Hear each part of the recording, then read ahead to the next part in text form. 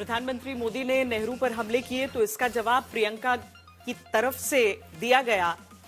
प्रियंका गांधी वाड्रा ने सरकार को सुझाव दिया कि वो नेहरू की गलतियों की लिस्ट बनाकर उस पर बहस कर लें ताकि आगे संसद का कीमती वक्त बर्बाद न हो।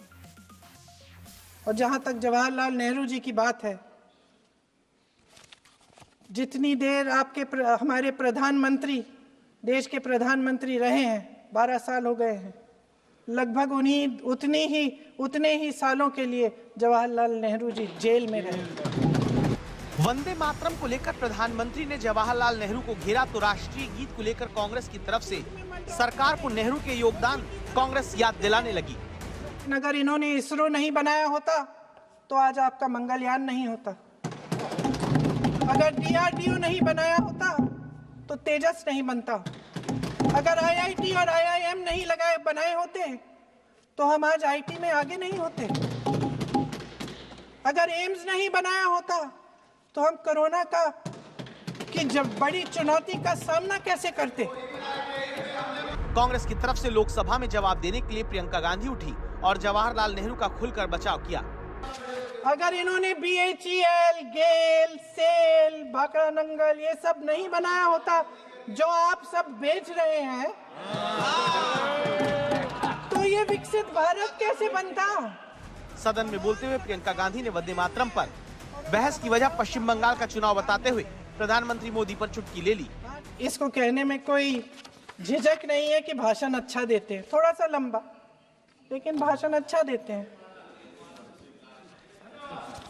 सिर्फ एक कमजोरी है, सर भाषण बहुत अच्छा देते हैं लेकिन तथ्यों के मामले में कमजोर पड़ जाते हैं। प्रियंका गांधी का भाषण शुरुआत से आखिर तक पीएम मोदी पर वार और नेहरू के बचाव के इर्द गिर्द रहा। प्रियंका ने वंदे मातरम पर चर्चा करवाने के फैसले पर सवाल उठाते हुए इसके पीछे वजह बंगाल का चुनाव और नेहरू जैसे स्वतंत्रता सेनानियों पर नए आरोप लादना बताया कि आज मोदी जी वह प्रधानमंत्री नहीं रहे जो एक समय में थे। सच ये है कि ये दिखने लगा है, उनका आत्मविश्वास घटने लगा है, उनकी नीतियां देश को कमजोर कर रही हैं और मेरे सत्ता पक्ष के साथी चुप इसलिए हैं क्योंकि अंदर अंदर से वे भी इस बात से सहमत हैं। पीएम मोदी ने आजादी से पहले 1937 में वंदे मातरम के दूसरे हिस्से को धार्मिक कारणों से हटाए जाने के लिए जवाहरलाल नेहरू को दोषी ठहराया। सरकार की कोशिश है कि उस ऐतिहासिक विवाद पर चर्चा और इसके पीछे तुष्टीकरण की राजनीति को सामने लाया जा सके। लेकिन प्रियंका गांधी ने 1937 में नेताजी और पंडित जवाहरलाल नेहरू के बीच लिखी गई चिट्ठियों का हवाला दिया, जिसमें रविंद्रनाथ टैगोर का खत भी शामिल है। फिर नेहरू जी कलकत्ता जाते हैं और गुरुदेव जी से मिलते हैं और उसके अगले दिन गुरुदेव जी एक चिट्ठी लिखते हैं कि जो दो अंतरे हमेशा गाए जाते थे उनका महत्व इतना गहरा था कि उस हिस्से को कविता के शेष हिस्से तथा पुस्तक के उन अंशों से अलग करने में उन्हें कोई कठिनाई नहीं थी। उन्होंने यह भी कहा कि बाद में जोड़े गए अंतरों का सांप्रदायिक मायना निकाला जा सकता है और उस समय के माहौल में उनका इस्तेमाल अनुचित होगा। प्रियंका गांधी ने इसके आगे कहा कि जब 28 अक्टूबर 1937 को कांग्रेस ने वंदे मातरम को राष्ट्रगीत घोषित किया, तब जनसंघ के संस्थापक रहे श्यामा प्रसाद मुखर्जी भी वहां मौजूद थे। तब उन्होंने आपत्ति नहीं जताई। ऐसे में प्रधानमंत्री इस फैसले पर सवाल उठाकर संविधान सभा के नेताओं का अपमान कर रहे हैं।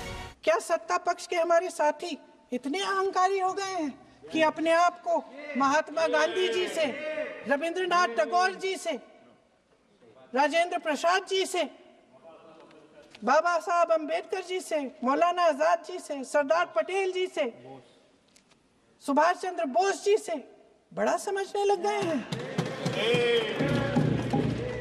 मोदी जी का अपने भाषण में ही कहना कि राष्ट्रगीत को एक विभाजनकारी सोच द्वारा काटा गया, उन सब महापुरुषों का अपमान है। वंदे मातरम को विभाजित करने का आरोप लगाकर आप पूरी संविधान सभा पर आरोप लगा रहे हैं।